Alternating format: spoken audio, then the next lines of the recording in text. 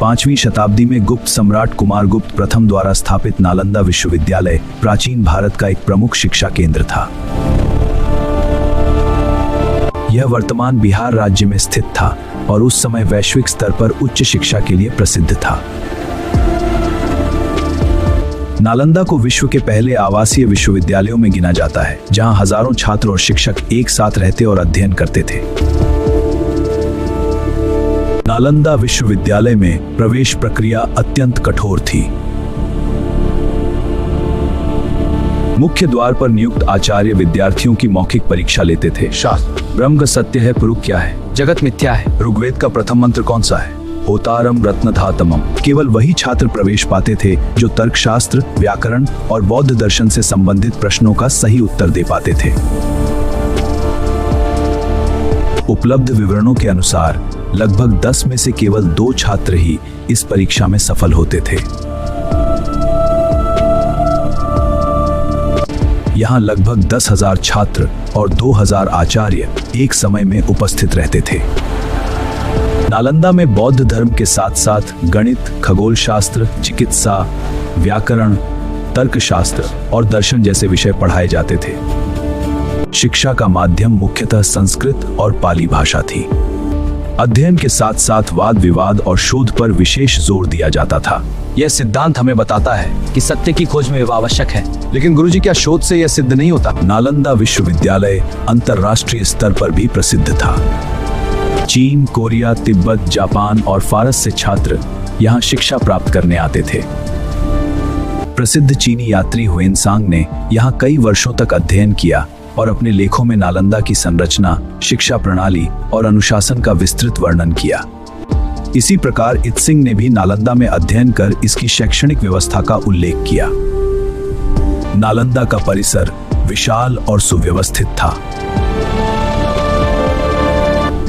इसमें कई मंदिर, व्याख्यान कक्ष, पुस्तकालय, उद्यान और छात्रावास शामिल थे। विश्वविद्यालय के परिसर में 8 बड़े भवन, 10 मंदिर और अनेक अध्ययन कक्ष मौजूद थे। छात्रों के रहने के लिए अलग अलग छात्रावास बनाए गए थे, जिनमें भोजन और अन्य आवश्यक सुविधाएं उपलब्ध कराई जाती थी। नालंदा की सबसे महत्वपूर्ण विशेषता इसका विशाल पुस्तकालय था, जिसे धर्मगंज कहा जाता था। यह पुस्तकालय 3 प्रमुख भवनों, रत्नसागर, रत्नोदधि और रत्नरंजक में विभाजित था। ऐतिहासिक विवरणों के अनुसार यहाँ लगभग 90 लाख पांडुलिपियां और पुस्तकें संग्रहित थी। इन ग्रंथों में धर्म, विज्ञान, चिकित्सा, गणित और दर्शन से संबंधित महत्वपूर्ण जानकारी मौजूद थी। 12वीं शताब्दी में तुर्क आक्रमणकारी बख्तियार खिलजी ने नालंदा विश्वविद्यालय पर आक्रमण किया। इस आक्रमण में विश्वविद्यालय को नष्ट कर दिया गया और इसके पुस्तकालय में आग लगा दी गई।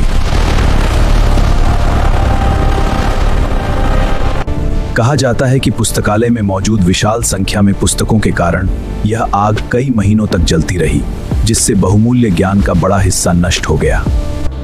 नालंदा विश्वविद्यालय का पतन भारतीय शिक्षा इतिहास में एक महत्वपूर्ण घटना माना जाता है। इसके विनाश के बाद यह धीरे धीरे समाप्त हो गया। आज इसके अवशेष बिहार में स्थित हैं और इसे एक ऐतिहासिक स्थल के रूप में संरक्षित किया गया है। नालंदा विश्वविद्यालय प्राचीन भारत की उन्नत शिक्षा प्रणाली, अंतर्राष्ट्रीय संपर्क और ज्ञान परंपरा का महत्वपूर्ण उदाहरण है। अगर आपको नालंदा विश्वविद्यालय जैसी ऐतिहासिक और ज्ञानवर्धक जानकारी पसंद आई हो, तो वीडियो को लाइक करें, चैनल को सब्सक्राइब करें और बेल आइकन दबाना न भूलें।